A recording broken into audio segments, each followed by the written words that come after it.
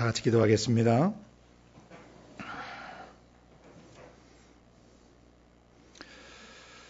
사랑하시는 아버지, 한 해에 베풀어 주셨던 은혜 감사합니다. 허물 많고 또 죄 많고 추하고 더러웠던 저희들을 내주에 계신 성령께서 그리스도의 십자가 피로 우리의 죄들을 죽여주셨고 태워주셨고 씻어주셨습니다. 우리에게 베풀어 주신 한 해 동안의 은혜 감사합니다. 그래서 아버지, 한 해를 마무리하는 이 시간에 다시 한번 아버지 하나님이 정말 쓰실 수 있는 그런 사람으로 준비되길 원합니다.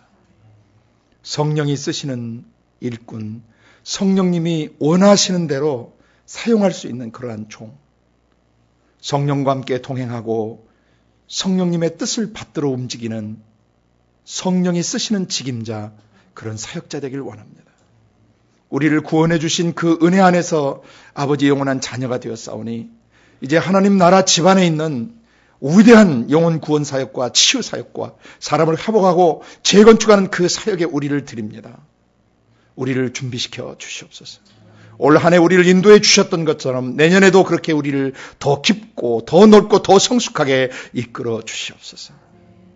특별히 오늘 조국교회 안에 그리고 북한 땅 그 지하교회에서 예배를 드리며 주님의 날을 기다리고 북한을 위해서 기도하고 온 세상을 위해 기도하는 소중한 형제 자매들을 성령으로 위로해 주시고 입고 먹고 마실 것들을 공급해 주시고 북한 땅에 고통당하는 모든 영혼들이 예수 그리스도를 알 수 있도록 길을 열어주시며 온 세상 150개 국가 이상 흩어져 있는 디아스포라 한민족을 기억해 주시고 타향살이에서 주를 만날 수 있도록 축복해 주시고 먼저 세워진 교회는 같은 민족과 그 땅, 그 나라, 그 도시와 민족을 위해서 하나님 선교의 전진 베이스가 될 수 있도록 축복하여 주시옵소서. 그리고 온 세상에 흩어져 복음 전하는 모든 선교사님들과 매 때마다 강단에 서서 하나님의 말씀을 대언하셔야 되는 모든 종들과 고난과 핍박 속에 주를 따르는 온 세상 예수 교회 안에 하나님의 성령이 오늘도 말씀으로 기름을 부으셔서 자신을 이기고 환경을 이기고 세상을 이길 수 있도록 기름 부어 주시기를 원합니다. 오늘도 말씀 듣는 우리를 성령으로 인도하실 주님을 기대하고 찬양합니다. 아버지 마음에서 우리에게 꼭 들려주시기 원하고 우리를 세워주시기 원하는 금성 듣게 하여 주시옵소서. 오늘 함께하지 못한 지체들 안에도 동일한 은혜를 베풀어 주시기를 원합니다. 예수님의 이름으로 감사하며 기도드리옵나이다. 아멘.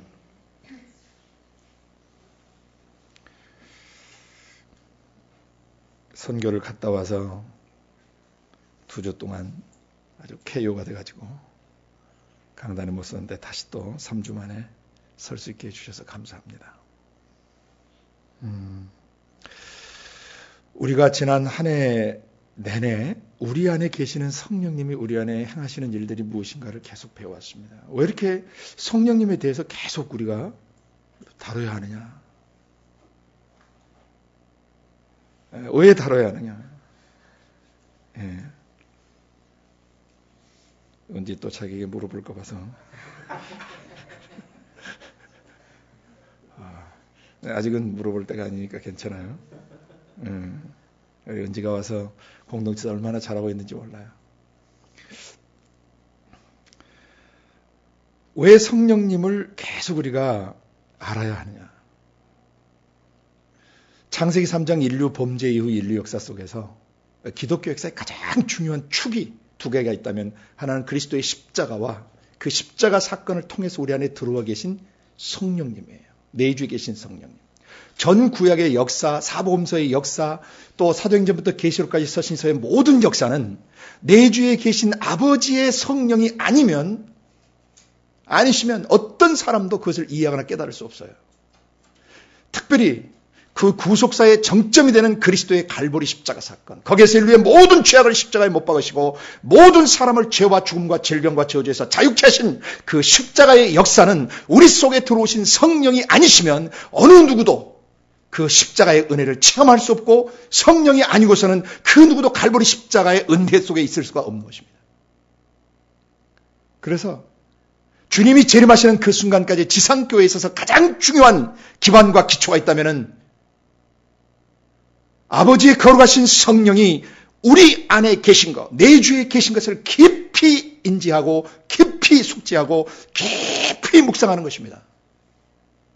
아버지는 창세로부터 당신의 영에서 내신 말씀으로 천지를 창조하셨어요. 성령과 말씀으로 하나님 나라의 지상 통치가 시작되었던 것입니다. 창조가 시작되었고 지상 통치가 진행되셨고 구약년의 선지자들 통하여 성령과 말씀이 역사하셨고 나중에 성령과 그 말씀께서 육화되셔서 성령으로 그 말씀이 육신을 입으시고 인류 역사 가운데 나타나시고 사복음서의 역사를 이루셨어요. 그리고 나서 다시 사도행전의 2장에 성령이 인간들의 믿는 사람들의 마음속에 들어오셔서 창세 전부터 가지셨던 하나님의 그 비밀의 경륜과 뜻들을 사람들에게 이해시키시고 경험시키시고 그 피의 구속으로 말미암아 모든 죄로 오염되었던 것에서 자유케 하신 것입니다. 그래서 우리 안에 들어와 계신 그 성령님, 우리의 모든 것이 되시는 분이세요.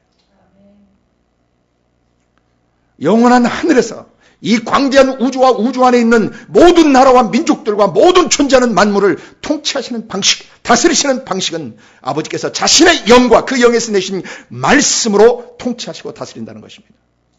그래서 내주에 계신 성령이 우리 속에 들어오셔서 하시는 가장 첫 번째 중요한 사역은 우리 안에서 음성을 들리시며 말씀하시는 사역이에요.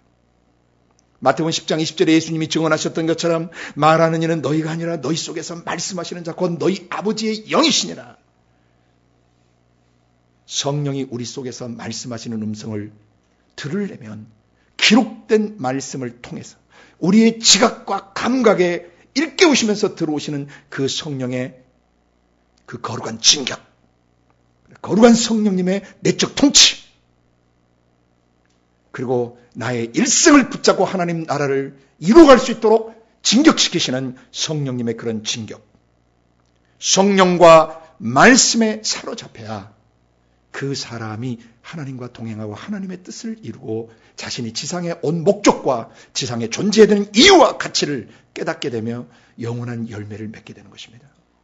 그러므로 우리 속에 들어와 계신 내주에 계신 성령님의 우리의 전생을 걸어야 돼요. 아버지 자신의 영이세요.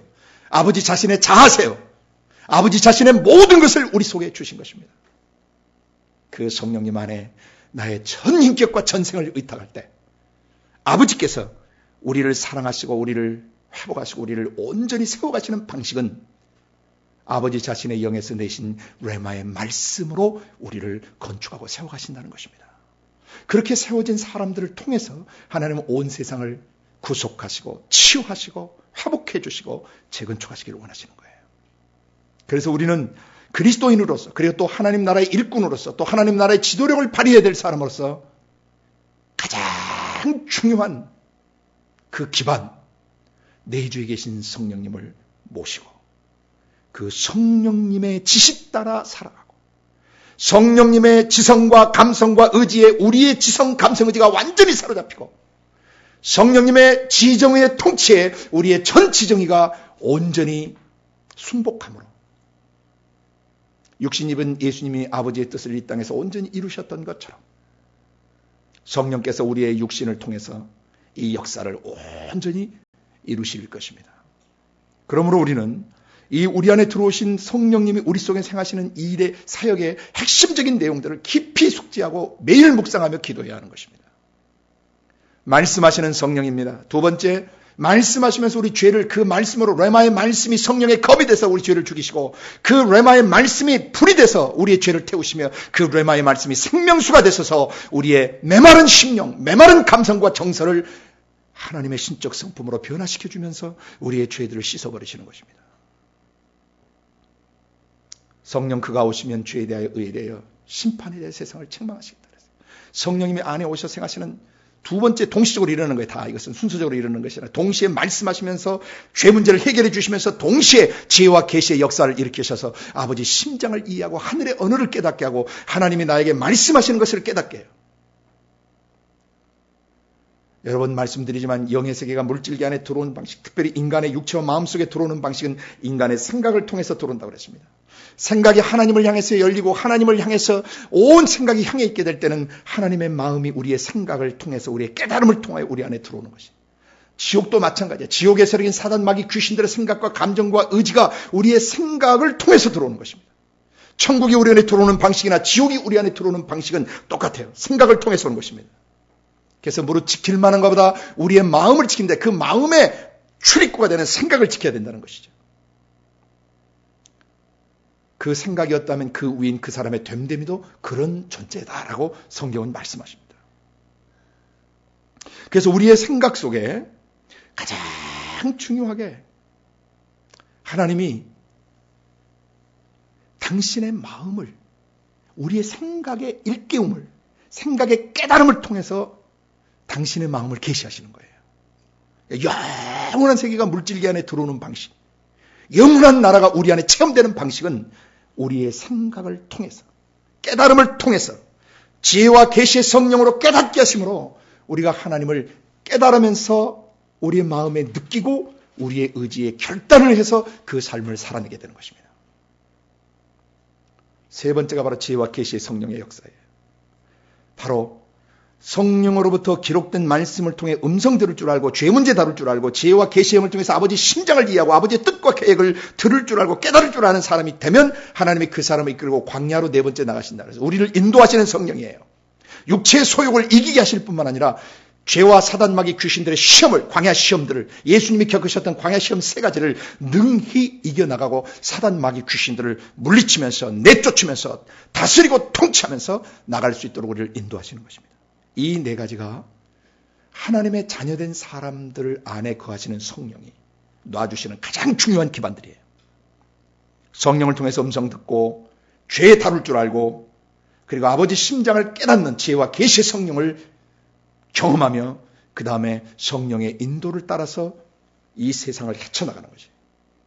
죄가 있고 사단 마귀의 역사가 있고 변질된 인격들이 난무하고 그리고 광야 같은 환경들, 그래서 삶을 원망하게 하고 불평하게 하는 그런 광야 같은 환경들, 그리고 가난의 풍속과 규례로 가득 차 있는 세상, 음란하고 하나님을 대신하거나 하나님을 대적하는 세력들로 가득 차 있는 철학과 사상과 문화와 예술체계와 문학체계들, 모든 세상 소셜 시스템들, 사회 제도들, 하나님을 경외하지 않는 차에 형성되어 있는 모든 잘못된 사회 구조와 그리고 시스템들,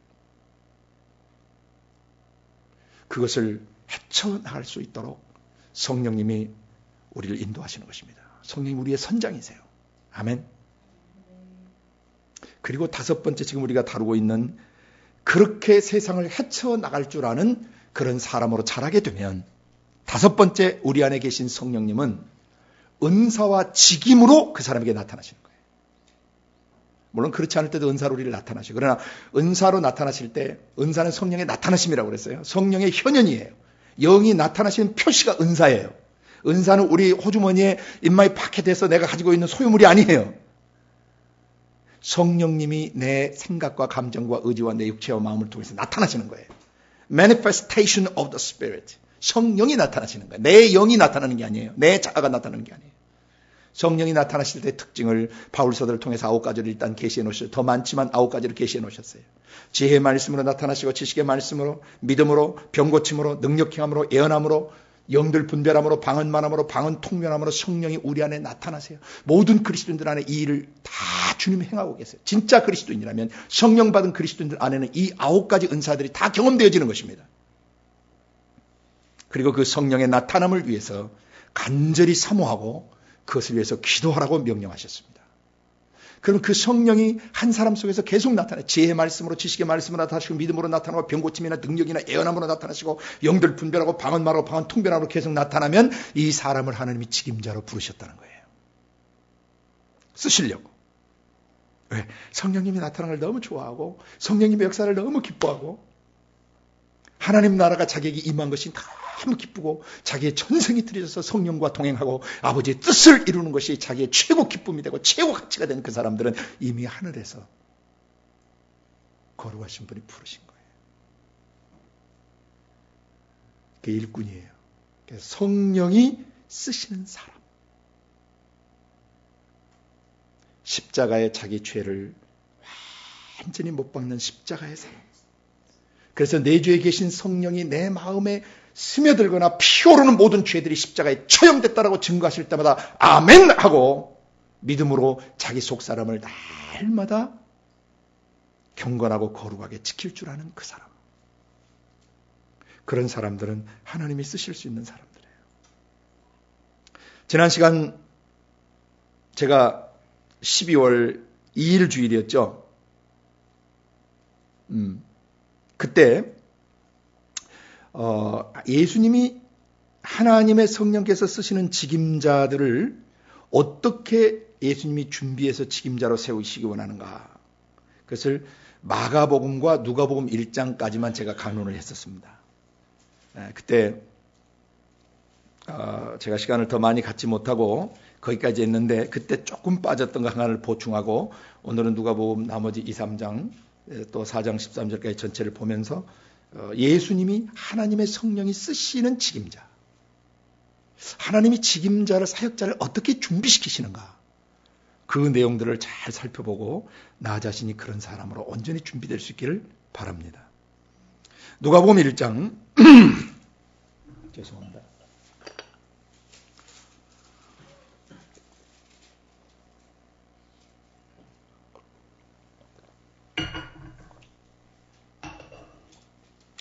다 읽지 않고 76절부터 80절까지만 읽겠습니다.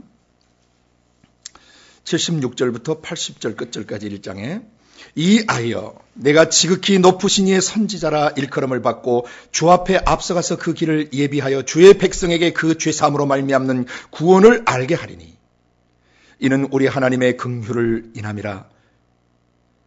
이로써 돋는 해가 위로부터 우리에게 임하여 어두움과 죽음의 그늘에 앉은 자에게 비추고 우리 발을 평강의 길로 인도하시리로다 하니라. 아이가 자라며 심령이 강하여지며 이스라엘에게 나타나는 날까지 빈들에 있으니라. 세례 요한에 관한 이야기입니다. 누가복음 1장에는 세례 요한의 출생부터 성장 과정까지가 그려져 있고 또 예수님의 탄생 과정이 그려져 있습니다. 잉태 과정이 그려져 있습니다. 누가복음 1장 전체를 통해서 우리가 주목해야 될 것은 우리와 똑같은 성질을 가진 사람으로서의 세례 요한을 하나님이 어떻게 주의 길을 예비하는 자, 그 사역자로 준비하셨는가. 세례 요한을 통해서 우리의 태내기와 영화기, 아동기가 어떻게 준비되어야 되는가를 계시하고 있다는 것입니다. 왜? 우리는 재림하실 예수님의 길을 예비하는 세례 요한적 사명을 갖고 있어요. 모든 그리스도인은. 아멘. 또한 예수 그리스도를 믿음으로 말미암아 하나님의 아들이 되고 딸이 되는 사람들입니다. 그래서 하나님의 아들로서 그가 어떻게 준비되어야 되는가는 예수 그리스도를 통해서 또 계시하셨다는 것입니다. 죄성 있는 인간이 정말 하나님이 쓰실 수 있는 하나님의 역사를, 하나님의 오실 길을 예비하는 그런 세례 요한적 사명자로 준비되기 위해서는 어떠해야 하고, 그 다음에 예수 그리스도를 믿고 하나님의 아들 된 뒤에는 하나님의 신의 아들 된 사람으로서 어떻게 준비되어야 되는가를 양쪽 다 계시해 주셨다는 것입니다. 그 중에서 특별히 다음에 이제 해석학을 할 때 누가복음 1장을 좀 더 깊이 다룰 겁니다. 지금은 전체 개요, 이 사역자 직임자의 개요를 지금 살펴보는 시간이기 때문에 여러분이 이해하시고 보시길 바랍니다. 누가복음 1장 방금 읽었던 본문은 67절부터 진행되는 단락입니다. 아버지 사가랴가 성령에 충만하셔서 이제 태어난 사랑스러운 아가를 보면서 선포하는 것입니다. 애언적 선포예요. 하나님의 심장의 언어를 대언하고 있는 것입니다. 여러분, 이런 아버지를 모시고 있는 아이가 얼마나 행복하겠습니까? 아멘. 아버지가 자기 아이를 보면서 성령에 충만해서 네가 지극히 높으신 분의 선지자라 일컬음을 받을 것이다. 하나님의 심장을 대언하고 하나님의 그 경륜과 섭리와 뜻들을 대언하는 선지자라 일컬음을 받고 주 앞에 앞서가서 그분의 길을 네가 예비할 것이다. 그 얘기하는 게 사람들의 죄 문제를 다뤄주는 거라 그랬죠. 그래서 주의 백성에게 그 죄사함으로 말미암는 구원을 알게 할 것이다. 사람들 구원받는 길로 인도하는 목자가 될 것이다. 그렇게 할 수 있는 이유는 우리 하나님의 긍휼 때문이다. 이로써 돋는 해 예수 그리스도시죠. the rising sun, 솟아오르시는 태양과 같으신 분, 의의 태양 되신 그분, 돋는 해가 위로부터 어딘데 하늘로부터예요. 우리에게 임하여 어둠과 죽음의 그늘에 앉은 자에게 비추고 생명의 빛입니다. 영적 그늘과 영적 어두움들을 다 파하시는 생명의 빛이에요. 영생의 빛입니다. 우리에게 비추고 우리 발을 평강의 길로 인도하시리로다 하시니라. 그러니까 세례 요한이 어떤 삶을 살 것인가를 아기 때 사랑하는 아빠가 성령 충만해서 예언해 준 것입니다. 제게는 이런 아버지가 없었습니다. 여러분에게도 이런 아버지가 없었을 수 있습니다. 그러나 괜찮다고 그랬습니다. 왜요? 세례 요한의 아버지의 심장을 통해서 대언케 하셨던 하나님 아버지의 성령이 어디 오셨기 때문입니까? 내 속에 오셨기 때문입니다. 육신의 어머니 아버지가 못다 해준 예언적 음성들을 이제 성령께서 기록된 말씀을 통해 우리에게 계속 해주고 계시기 때문입니다. 이것은 단순히 세례 요한만을 위한 음성이 아닌 줄 믿습니다. 이것이 세례 요한 거라고 고집하는 사람은 그렇게 살면 돼요. 세례 요한에게 주신 이 마음은 나를 향하신 아버지의 마음이다라고 받아들이는 사람에게는 이 역사가 그 사람에게도 일어나는 것입니다. 하나님, 여러분이 그런 사역자가 되기를 원하세요. 모든 사람이 다 선지자 되기를 원했던 모세의 간절한 고백처럼 네가 지극히 높으신 분의 선지자가 될 거야. 네가 주님 앞에 앞서가서 많은 사람들을 죄 회개하고 하나님 품으로 돌아오게 하는 사람이 될 거야. 그런 사역자가 될 거야. 이는 우리가 잘나서가 아니라 우리 하나님이 우리를 불쌍히 여기신 그 긍휼 때문이다. 돋는 해가 위로부터 우리에게 임하셔서 우리의 심령을 비추실 때 우리의 마음의 어둠과 상처와 아픔들이 떠나가고 치유되고, 그리고 우리의 걸어가는 인생 길이 평강을 더하는 길이 될 것이다. 기쁨으로 걸어가는, 순리의 길을 기쁨으로 걸어가는 그런 삶이 될 것이다. 너는 이런 사역자가 될 것이다. 그렇게 아이를 애언하면서 키우니까 80절 결론, 아이가 자라는데, 육적으로 자라는 거죠. 뭐가 강해졌습니까? 그 속사람 영이 강해졌다. 왜? 너무나 성령 충만한 아버지와 너무나 성령 충만한 어머니 곁에서 그 아이가 얼마나 격려를 받으며 자랐겠어요. 얼마나 진리의 말씀을 먹으면서 자랐겠어요. 속사람 영이 강해지는 것은 사랑 안에서 진리를 말해줄 때예요. 말할 수 없는 애정을 가지고 아이의 영혼 안에 하나님의 계획과 뜻과 섭리들, 너를 세상에 보내실 때 하나님이 이런 계획을 갖고 계신다. 너를 통해서 하나님이 이런 위대한 역사를 이루시기 원한다. 아이의 영이 깊은 안정감 속에서 아주 빵빵하게 자라가는 것이죠. 태내기와 영아기와 유아기와 아동기가 건강하지 않으면 건강한 어른이 될 수가 없어요. 건강한 성인이 될 수 없습니다. 그래서 하나님은 오늘 세례 요한의 그 모습을 계시하심으로써 사역자가 될 사람, 또 그리스도인 된 사람, 사역자가 사역을 해야 되는데 사역자 자신도 이런 기초가 준비되어져야 되고, 또 사역자가 사역해야 될 그 사람들 영혼 안에 그 심령을 강하게 하는 법을 사역자가 알아야 된다는 것이죠. 어떻게 하면 사람의 영혼을 강하게 해주느냐? 세상에서 어떻게 잔머리 굴려서 돈 벌고 잘 먹고 잘 살 것을 가르치는 그런 가르침이 아니라 영원한 가치를 가르치고 영원한 나라에 하나님이 어떤 분이시며 하나님이 너를 왜 세상에 보내시고 너를 통해서 이루실 일들이 무엇인가. 세례 요한에게 주어진 이 사명은 모든 그리스도인에게 주어진 사명이라고 저는 믿습니다. 왜? 어차피는 주님의 오실 길을 예비해야 돼요. 그래서 이것은 단순히 세례 요한 개인에게만 주시는 레마의 말씀이 아니라 매 세대를 태어나는 모든 하나님의 백성들에게 쏟아 부으신 아버지의 심장의 언어요, 아버지의 마음의 토로라고 믿습니다. 그래서 아이가 심령이 강해진 뒤에 어떻게 됐습니까? 이스라엘에게 나타나는 날까지 빈 들, 에레모스, 그래서 광야라는 뜻이에요. 구약 광야, 데저트. 이스라엘에게 나타나는 날은 30세가 되는 날이에요. 왜냐하면 제사장은 30살이 되면 그 지도력을 발휘하게 되거든요. 아버지가 제사장이니까 아들도 제사장이 되는 것이죠. 그러니까 세례 요한이 공생의 사역을 시작하는 30살이 될 때까지 그는 어디에 있었다? 빈들에 있었다.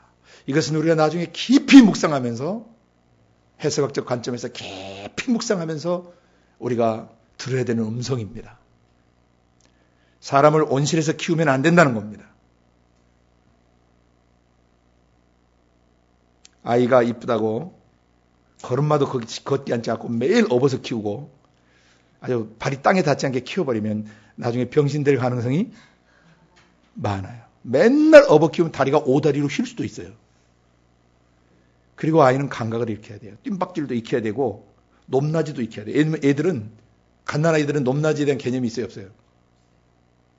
뭐 절벽에서 낭떠러지면 그냥 발 대고 그냥 떨어질 수 있는 가능성이 있는 애들이에요. 아무거나 손에 쥐면 입에 집어넣어요. 창의성도 뛰어나지만 위험성도 가지고 있죠. 아이가 날카롭고 뾰족한 곳에 부딪혀봐야 이게 되게 아프다는 것을 알게 돼요. 그 뜨거운 걸 댔다, 굉장히 뜨거운구나. 익혀야 되는 거예요. 영적으로도 똑같아요. 한 사람의 영혼이 건강하게 자라기 위해서는 하나님의 은혜 안에서 하나님이 다양한 계층의 시련과 역경을 통과하게 하시는 겁니다. 세례 요한은 그렇게 준비된 사역자였습니다. 신학교 책상에서 곱상하게 공부하고 머리 굴려서 높은 성적 받고 삶의 현장에 뛰어들어가서는 힘을 쓰지 못하는 사역자가 된다면 그건 정말 불행한 일입니다. 그 사람이 신학을 하든 안 하든 하나님 나라의 뜻을 알고 하나님의 경륜과 섭리를 깨달았으면 그 사람은 제일 먼저 그 심령이 강해지는 법을 배워야 돼요.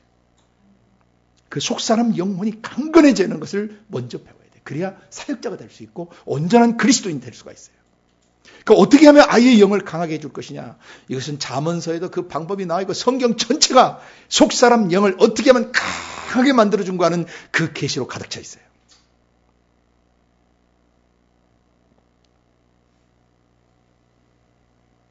어린아이에게 꼭 필요한 7가지 내용도 제가 그 존 드레셔의 그 책을 통해서 여러분에게 한번 소개한 적도 있습니다. 사람이 발견한 거예요. 어떻게 하면 아이의 속사람 영을 강하게 해줄까? 강하게 한다는 얘기는 기질이 센 아이를 만든다는 뜻이 아니고 어떤 환경과 상황에 와도 그것을 헤쳐나갈 수 있는 건강한 사고방식과 감성체계와 의지력을 가진 사람을 말하는 거예요. 영이 강하다고 그러니까 대가 세가지고 남을 이렇게 억누르는 그런 사람을 말하는 것이 아니에요. 기질이 센 것과 영혼이 강한 것은 다른 거예요. 건강하게 강한 것을 말합니다. 그래야 그 사람이 나중에 이스라엘에 나타나서 하나님의 공생의 사역을 할 수가 있어요. 이 관점을 놓치지 말라는 것입니다. 한 사람의 사역자가 세례 요한처럼 준비되어야 된다는 것이 무엇인가를 이해하셔야 돼요. 여러분 자신을 먼저 살펴보십시오. 여러분의 속사람은 강해져 있습니까? 에베소 3장에 교회 사명이 나오는데 그 사명을 수행하기 위해서 바울 사도가 드린 사도의 기도가 나와요. 그 영광의 풍성을 따라 그의 성령으로 말미암아 너희 속사람을 강건하게 하옵시며. 하나님의 사명을 감당하기 위해서 바울 사도가 기도했던 첫 번째는 속사람이 그 영광스러운 성품의 빛을 따라서 성령 안에서 그 속사람이 강해져야 된다는 것이죠. 그 성령님이 어떻게 우리의 속사람을 강하게 합니까?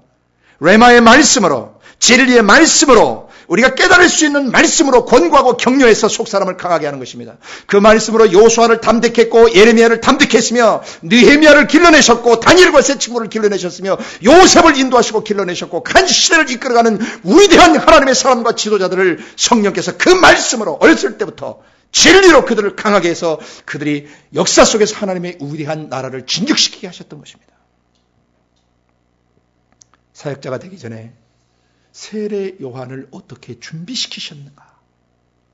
아버지의 성령께서 노년에 얻은 그 사랑스러운 아이, 눈에 넣어도 아프지 않을 만큼 소중한 그 아이를 하나님이 선물로 주셨는데 그 아이를 어디서 키웠다고요? 빈들 광야 에르모스 데저트 거칠고 험한 환경 속에서 아이를 키웠다는 것입니다. 대신 엄마 아빠로부터 예언적 음성을 충분히 먹었고 충분히 들었고 그 엄마 아빠로부터 자기가 얼마나 존귀한 존재며 얼마나 위대한 하나님의 역사를 위해서 시대적 사명을 안고 태어났는가를 아이가 깨달았을 때 그런 아이를 하나님께서 환경과 상황이 힘든 광야로 집어넣는데 그것을 광야에서 어떤 선생님 밑에 맡겼는지 어떤 공동체에 맡겼는지 알 수는 없지만 어쨌든 세례 요한은 어느 일정 나이가 지나서 광야 안에서 영그러진 그런 신앙을 갖고 있다는 거죠. 비바람 풍우와 예수님이 40일간 광야에 계셨던 것처럼 어쩌면 이 세례 요한도 광야에서 아버지 하나님과 모세가 그 시내산에서 하나님과 대면했던 것처럼 세례 요한도 성령 안에서 아버지 하나님과 깊은 교제를 가졌으리라고 믿는 것입니다. 나중에 그의 입에서 나오는 그 메시지가 그 유대 그 요단강 사방 그 유대 민족 전체를 뒤흔들 때 그 메시지의 강도와 그 메시지의 강력한 영향력이 어땠는지 여러분 성경을 보시면 알 수 있습니다.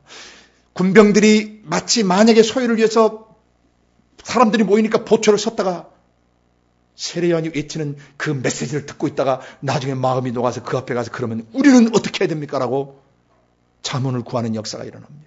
서기관과 바리새인들의 심장이 녹아내렸습니다. 그들이 와서 세례받는 곳으로 왔습니다. 그때 독사의 새끼들아 누가 너희들에게 임박한 진노를 피하려 하느냐면서 야단을 치지만 그것은 야단을 위한 야단이 아니었고 애정어린 하나님의 강력한 권고였던 것이죠. 회개에 합당한 열매를 맺고 영원한 생명을 얻어라.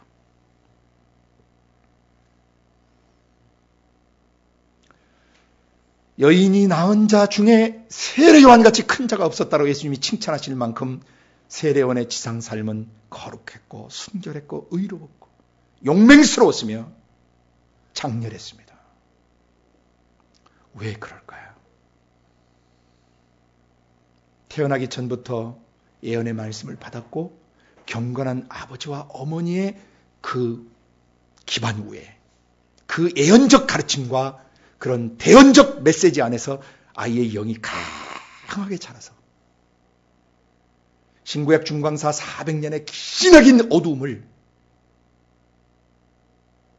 심장 터지는 메시지로 선포하면서 그 어둠을 400년 어둠을 깨트리고 오실 왕의 길을 예비하며 구약과 신약의 마지막 징검다리 역할을 하고 모든 율법과 선자가 세례 요한 때까지라고 예수님이 증거하실 만큼 마지막을 장식한 위대한 선지자였습니다. 주님이 재림하시기 바로 그 순간에 우리도 그런 위대한 대언자로 우리의 삶을 마감할 수 있기를 원합니다. 한 사람 세례 요한을 통해서 요단강 사방에 전국적 대붕이 일어났다는 것을 우리는 기억해야 합니다. 수많은 사람들이 줄지어 떼지어 세례 요한이 세례 베푸는 곳으로 와서 자기들의 죄를 자복하면서 회개를 했고 그들은 영원한 생명을 얻었습니다. 여러분과 저의 삶이 그런 사역자의 삶이 되기를 원하는 것입니다. 우리도 기도하십시다. 아버지, 정말 세례 요한에게 이런 은혜를 베푸셨던 것처럼 저의 삶에도 은혜를 베푸시옵소서. 지극히 높으신 분의 선지자 대언자라 일컬음을 받고 싶습니다. 주 앞에 앞서가서 그 길을 예비하고 싶습니다. 주의 백성의 그 죄사함으로 말미암는 구원을 알게 하여 수많은 사람을 구원하고 치유하고 회복하고 하나님의 원래 형상으로 회복시키는 사역자로 살고 싶습니다. 제 안에 이런 준비가 되게 하여 주시옵소서. 비록 어린 시절이 우울했고 영적으로 그런 도움을 받지 못하고 자랐을지라도 성령님이 이제 제 속에 오셨으니 저를 다시 준비시켜 주시옵소서. 기도하는 것입니다. 그래서 하나님이 쓰실 수 있는, 성령이 쓰시는 책임자, 성령이 쓰실 수 있는 사역자, 그 본이 됐던 세례 요한, 오 주님, 우리도 그 자리에 서겠사오니 우리를 그렇게 빚어 주시오, 준비시켜 주시옵소서. 우리 자신이 그런 친히 그런 사역자가 될 뿐만 아니라 우리가 만나는 사람을 그런 그리스도인으로 세워놓을 수 있는 사역자가 되어야 된다는 것입니다. 우리가 만나는 사람을 세례요한 같은 사람으로 준비시키는 그런 사역자가 되어야 돼요. 아멘. 그리고 2장을 넘어가시면 읽지는 않겠습니다. 2장에는 예수님이 오신 사건이 나옵니다. 저 들녘에 한밤중에 양치던 목자들이 아름다운 천사의 영광스러운 선포를 듣게 됩니다. 오늘 메시아 구주가 이 땅에 임하셨다. 목자들이 확인했고 갔고, 나중에 마리아는 그 말을 마음에 깊이 목자들의 고백을 두었어요. 그리고 난 다음 사건을 여러분이 보시면은 난지 8일 만에 예수님이 할례를 받으시는데, 율법을 따라서 할례를 받으시고 또 첫 아이 초태생을 드리라 했으므로 할례를 행하고 나서 예수님을 하나님께 드립니다. 그 사건이 나옵니다. 자, 이제부터 잘 들으셔야 됩니다. 이제는 세례요한에서 무대가 예수님께로 옮겨졌습니다. 하나님의 아들, 딸 된 사람들이 사역자가 되기 전에 예수님이 어떻게 준비되었는가를 보고 우리 자신도 하나님의 아들로서 그렇게 준비된다는 것을 알아야 합니다. 아이를 어떻게 키웠습니까? 엄마 아빠가 율법의 법질서를 따라서 아이를 키웠다는 것입니다. 태어나자마자 난지 8일 만에 할례를 행해서 하나님의 언약 백성 증표를 율법대로 확인하고 확증하고, 그 다음에 초태생을 드리라고 명령하셨던 그 명령대로 처음 난 아이를 주님 앞에 올려드렸습니다. 모든 아이들은 10계명의 법질서 안에서 그 영혼의 기초가 놔져야 합니다. 어린 시절에 1계명부터 4계명까지 하나님을 중심으로, 또 5계명부터 10계명까지 사람과의 관계를 중심으로 어떻게 살아가야 되는가는 법질서를 배워야 합니다. 할례는 원래 마음에 하는 것을 상징한다 그랬죠. 할례는 원래 마음에 하는 것입니다. 마귀적 생각과 감정과 의지로 오염되었을 인간의 영혼 안에, 인간의 생각과 감정과 의지 속에 배어든 마귀적 지, 정의 요소들을 할례로 도려내는 것입니다. 그래야 하나님의 진정한 언약 백성이 될 수 있다는 것입니다. 예수님을 그렇게 키웠다는 얘기입니다. 어린 시절부터 태어나는 모든 아이, 예수님만 빼고 모든 태어나는 사람들은 다 하나님의 영과 단절된 상태에서 태어납니다. 죄 가운데 태어납니다. 마귀적 생각과 감정과 의지가 그 육체와 함께 배어있고 심해 있는 죄성 가운데서 사람들이 태어난다는 것입니다. 그것을 구약시대는 할례라는 제도를 통해서 그것을 도려내게 하심으로써 그런 죄의 뿌리를 끊고 죄를 도려내게 함으로써 죄 없는 거룩한 백성, 언약 백성을 삼으셨어요. 그 할례는 나중에 십자가로 연결되는 것입니다. 예수 그리스도의 십자가에서 손으로 하지 아니한 할례, 곧 그리스도의 할례가 이루어졌다라고 서신서는 선포하고 있는 것입니다. 구약의 아브라함에게 언약하셨던 그 할례는 장차 십자가에 오셔서 예수님이 이루실 십자가에서 우리의 죄를 도려내시고 십자가에서 우리의 죄를 죽이시고 태우실 것을 예표했던 것입니다. 할례는 아주 중요합니다. 그러나 예수 그리스도의 십자가 사건 이후에는 할례가 의미가 없다. 해도 그만, 안 해도 그만이다. 왜? 실체가 이루어졌기 때문이에요. 그런데 예수님은 철저하게 율법의 질서 속에서 자라셨어요. 죄성 있는 사람은 반드시 어린 시절 몽학선생이라고 불리우는 개인 가정교사예요. 몽학선생은 개인적, 영적 그 가정교사 튜터죠. 엄마 아빠가 몽학선생이 돼야 돼요. 그래서 하나님의 사역을 할 사역자들은 어린 시절부터 철저하게 율법의 법질서 안에서 자라야 돼요. 율법주의가 아니라 율법의 법질서 안에서 무엇이 옳고 그른가를 분별하면서 자라게 해줘야 됩니다. 어떻게 하나님과 올바른 관계를 갖고 어떻게 대인 관계를 올바로 할 수 있는가를 어린 시절부터 이 율법 질서 안에서, 십계명의 질서 안에서 아이들이 자라야 된다는 것입니다. 사역을 하다 보면 어린 시절에 부모로부터 제대로 양육을 받지 못해서 기본적으로 갖춰야 될 인성, 기본적으로 갖춰야 될 삶의 법질서, 삶의 질서들이 망가져 있는 사람들을 많이 만나게 됩니다. 괜찮습니다. 몰랐다면 다시 배우면 되고 배운 뒤에는 고치면 되는 거예요. 새롭게 배워야 돼요. 그래서 하나님의 새로운 가족인 거룩한 새언약 공동체인 교회 공동체 안에서 사람들은 반드시 비록 나이가 먹었을지라도 이 율법의 기초를 정확하게 배워야 합니다. 율법의 기초를 정확하게 배워야 어떤 죄인을 용서하셨는가를 알게 되는 거예요. 법은 무엇이 잘못된가를 가르쳐주는 중요한 기준입니다. 법 기준이 없다면 은혜를 체험할 수 없습니다. 법 기준에 의해서 잘못이 지적되어지고 이 잘못은 지옥 갈 죄라고 하는 그러한 법정 선고를 들을 때 그런 너를 위해서 그리스도께서 대신 죽으시고 너를 구원해 주셨다는 그것이 은혜가 되는 것이죠. 거룩한 하나님의 나라에서는 좁쌀만한 죄, 먼지만한 죄가 있어도 그건 천국 못 들어가요. 그럼 사람이 무슨 수로 그 죄로부터 자유로울 수 있습니까? 불가능합니다. 그래서 예수님이 십자가에서 그 죄를 죽이셔야 됐고 그리고 성령을 우리 속에 보내셔서 성령님이 그 죄를 날마다 다뤄주셔야만이 우리가 작은 죄의 먼지로부터 자유케 되며 순전하고 거룩하게 그리스도의 보혈을 덧입고 보존되었다가 영광의 집으로 돌아갈 수 있는 것입니다. 어쨌든 예수님은 어린 시절을 어떻게 보내셨다? 십계명의 율법 질서와 주신 그 계명과 규례들의 법 질서 안에서 어린 시절을 보내셨다는 것을 알 수 있어요.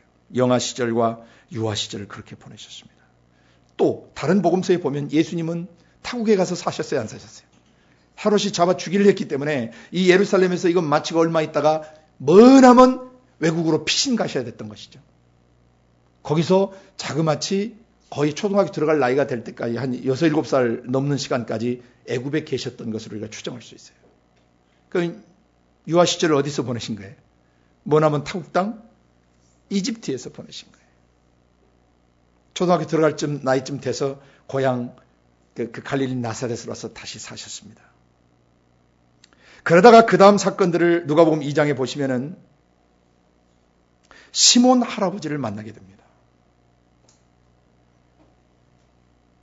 그 시몬 할아버지를 통한 계시적 선포는 놀랍습니다. 이 할아버지는 정말 경건하신 분이셨어요. 그 시대의 성령의 지시를 따라 움직이시는 분이었고 성령의 감동을 감각으로 경험하시는 그런 선지자셨습니다. 그러다가 이제 초태생 아이를 전례대로 이제 율법의 전례대로 드리려고 올라오니까 그때 그 아이를 보는 순간 성령이 시몬 할아버지에게 말씀하셨어요. 그리고 그분이 고백하셨습니다. 내 눈이 주의 구원을 보았습니다. 이는 만민 앞에 예비하신 것이요 이방을 비추는 빛이요 주의 백성 이스라엘의 영광입니다. 그 젊은 부부는 그 아기에 대한 말들을 기이히 여겼다라고 돼 있어요. 그러면서 시몬 할아버지가 계속해서 그 아이와 부모 전체를 축복하고 그 어머니 마리아에게 말씀하십니다. 이 아이는 이스라엘 중 많은 사람의 패하고 흥함을 위하여 비방을 받는 표적되기 위하여 세움을 입은 아이요. 또 언젠가 시간이 되면 칼이 네 마음을 찌르듯 하리라. 십자가에서 경험한 거죠. 젊은 아들이 차절히 십자가에 죽어가는 것을 지켜봐야 됐던 어머니의 그 상황을 미리 예언하신 거예요. 이는 여러 사람의 마음의 생각을 드러내려 함이라. 그 사람의 마음 속에 있는 죄와 죄가 남긴 고통들, 그 현실들을 다 드러내기 위해서 어머니가 그것을 체휼하시고 경험하신다. 그러면서 이 할아버지가 맨 서두에 뭐라고 얘기하냐면 주제여 이제는 말씀하신 대로 종을 평안히 놓아주시는도다. 그러니까 이 메시아가 오기를 얼마나 기도했는지를 알 수 있는 것입니다. 하도 기도하니까 언제 오셔서 이 가엾은 백성 헬라화되고 로마화되고 세속화되고 정욕화되고 마귀화되고 하나님의 언약을 짓밟고 하나님의 법대로 살지 않는 이 민족을 언제 오셔서 구원해 주실 것입니까? 이 기나긴 신구의 중간사 400년의 암흑은 언제까지 지속되는 것입니까? 주여 오시옵소서, 메시아여 오시옵소서라고 아마 일평생 기도하셨던 것으로 추정됩니다. 그리고 난지 며칠 된 빵긋빵긋한 그 아가가 젊은 엄마 품에 안겨서 올라올 때 성령의 계시로 이분이 바로 약속된 메시아라는 것을 발견하는 순간 이제 죽어도 유한히 없습니다 하면서 그가 선포한 내용을 주목하셔야 돼요. 그가 선포한 내용 중에 이사야서 42장 6절의 말씀도 있습니다. 이방의 빛, 더러운 나라와 민족들을 비추는 빛, 영원한 생명으로 찬란한 신적 성품의 빛으로 그들의 어두운 마음을 비추는 이방 민족의 빛으로 오신 예수 그리스도.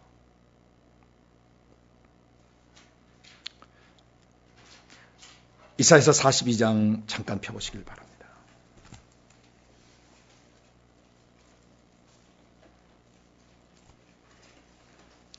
오실 메시아에 대한 예언 내용입니다. 제가 읽겠습니다.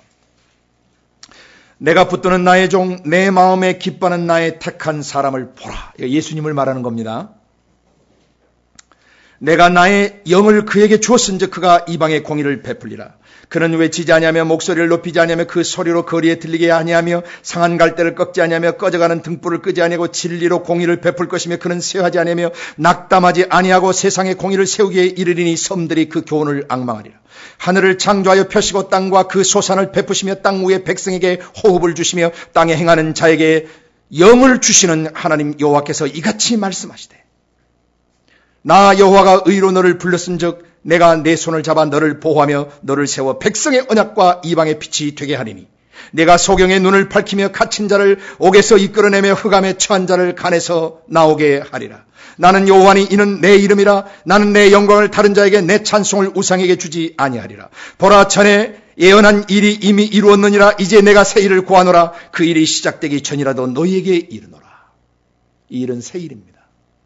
인류 역사에 새롭게 전개되는 메시아의 역사예요. 이루어졌습니다. 시몬 할아버지가 바로 이사야서 42장에 이 메시아 오실 것을 예언했던 내용을 선포하고 계시는 것입니다. 여러분, 이것은 단순히 예수님에게만 주어진 예언이라고 믿습니까? 당연히 이것은 오실 메시아 예수 그리스도 하나님의 아들에 대한 예언적 선포였지만은 우리가 만약에 믿음의 문을 열고 예수 그리스도로 말미암아 하나님 아들 된 나 자신에게도 이 역사가 이루어지기를 원합니다라고 기도한다면은 하나님의 종 예수, 그분이 붙드시는 종, 그분이 세운 종 예수, 거룩한 종 예수, 육신 입으신 예수를 사용하셨던 성령께서 예수 그리스도로 말미암아 하나님 아들 된 우리도 동일하게 이사야 41장 1절부터 8절까지 내용을 우리를 쓰실 수 있다는 것을 저는 믿습니다. 그래서 주님, 여기에서 우리가 한 가지 적용을 좀 확대해서 적용해 보는 것입니다. 주님, 시몬이 고백하셨던 예수 그리스도에게 임했던 이 예언의 말씀, 저의 삶이 그렇게 되어질 수 있기를 원합니다. 하나님, 저의 삶이 모든 민족들을 위해 예비되어진 인생이 되게 하여 주시고 제 인생이 이방을 비추는 빛이 되게 해주시고 예수 믿는 사람들의 영광, 자랑이 되는 삶이 되게 하여 주시옵소서. 이사야서 42장에 우리가 방금 읽었던 그 내용대로 주님, 이 이사야서 42장에 예언된 이 말씀대로 제가 상한 갈대를 꺾지 않고 꺼져가는 등불을 끄지 아니하고 진리로 공의를 베풀며 제가 쇠하지 않고 낙담하지 않게 해주시고 세상에 하나님의 공의를 세우기에 이르기까지 나를 붙들어 주시옵소서. 나를 통해서 섬들이 수많은 나라와 민족들이 복음을 듣게 도와주시고 치료되게 도와주시고 회복되게 도와주시옵소서. 그리고 저를 붙잡아 세우셔서 백성의 언약과 이방의 빛이 되게 해주시고 소경의 눈을 밝히게 하시고 갇힌 자들을 옥에서 끌어내게 하시고 흑암에 처한 사람들을 그 감옥에서 나오게 하는 삶을 살게 하여 주시옵소서. 거룩한 종 예수, 사역자 예수, 성령이 쓰시는 사역자, 직임자 예수를 이렇게 준비하셨던 것처럼 하나님, 저도 이런 사역자로 준비되게 하여 주시옵소서. 왜냐하면 예수님이 걸으셨던 삶의 길을 우리도 걸어가기 원하기 때문이에요. 주님의 제자 되기를 원하기 때문입니다. 예수님이 먼저 가신 그 길에 내 발자국을 포개고 예수님이 사셨던 삶을 성령 안에서 그대로 살아내기 원하기 때문입니다. 이것은 예수님에게 주어진 예언이었지만 그 예수님 안에서 하나님 아들 된 우리의 삶도 이방의 빛이 되길 원하고 백성의 언약이 되길 원하고 수많은 사람들에게 구원의 통로가 되는 사람 되기 원합니다. 이런 사역자가 되도록 기도하셔야 됩니다.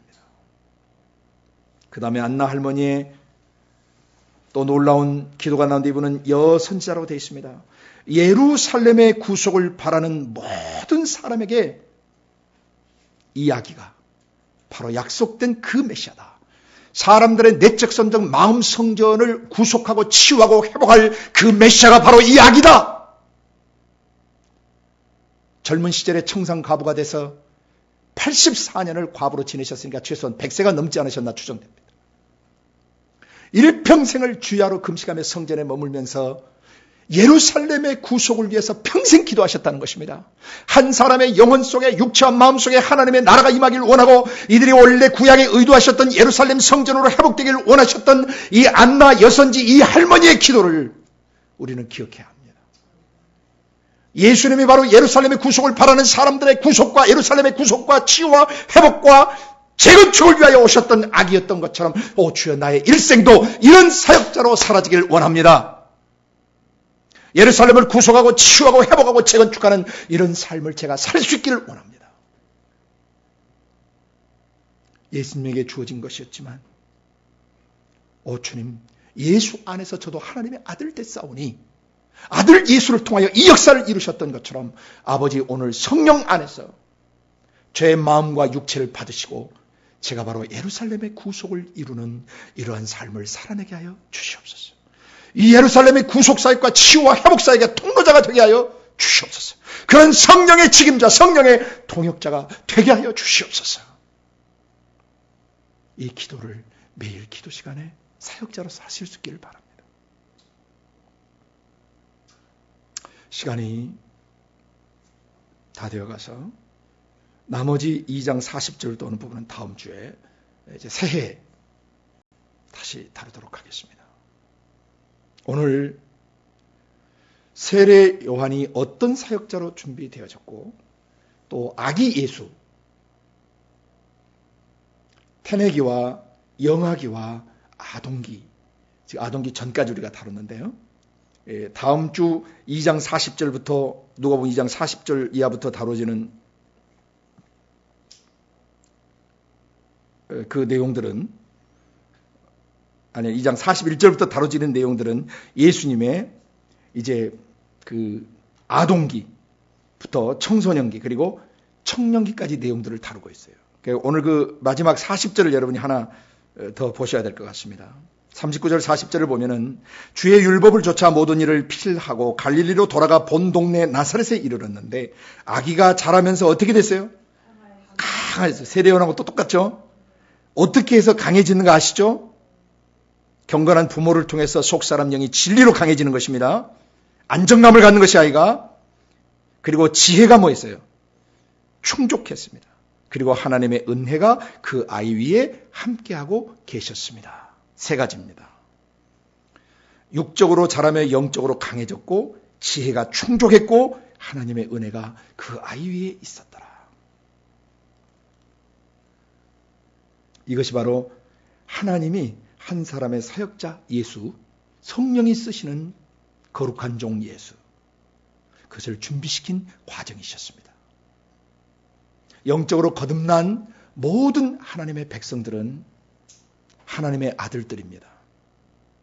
하나님의 아들 예수 그리스도께서 이렇게 준비하셨던 것처럼 모든 그리스도인들이 이런 하나님 나라의 사역과 일들을 위해서 이런 기초가 준비되어져야 할 것입니다. 특별히 사역자로서 훈련받고 계시는 여러분, 여러분이 자신을 먼저 이 터 위에 세우고 여러분이 만나는 사람의 기초를 어떻게 다져줘야 되는가를 기억하실 수 있기를 바랍니다.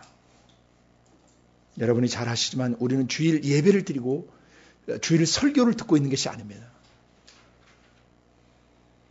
우리는 성령님께서 우리에게 말씀하신 것을 듣고 성령님이 강론하시는 것을 듣고 우리 속사람을 사역자로 준비시키시기 위하여 지금 이 예배 시간을 갖고 있는 것입니다. 이번 한 주 또 내년 새해를 맞으면서 여러분 개인 기도 시간에 정말 부름받은 여러분이 일꾼으로서 사역자로서 주님 제가 이런 사람 되게 하여 주시옵소서. 이 내용 가지고 꼭 그대로 기도하실 수 있는 여러분 되시기를 예수님의 이름으로 축복합니다. 아멘. 같이 기도하겠습니다. 좋으신 아버지 하나님, 하나님이 쓰셨던 위대한 사역자, 어두운 시대에 성령이 위대하게 쓰셨던 세례 요한의 어린 시절이 어떻게 준비되어졌는가를 보여주시고 또 거룩한 종 예수 하나님 아버지의 뜻을 가장 온전히 이루어드리셨던 그 거룩한 종 예수님의 어린 시절과 영유아 시절들이 어떻게 준비되어졌는가를 오늘 보여주셨습니다. 하나님이 쓰시는 성령의 책임자, 성령이 쓰시는 사역자는 어떻게 준비되어져야 되는 것을 오늘 보여주셔서 감사합니다. 이 내용 가지고 믿음으로 기도하며 정말 하나님이 쓰실 수 있는 세례 요한적 사역자 그리고 예수님 닮은 그런 사역자로 준비되게 하여 주옵소서. 감사하고 예수님 이름으로 기도드리옵나이다.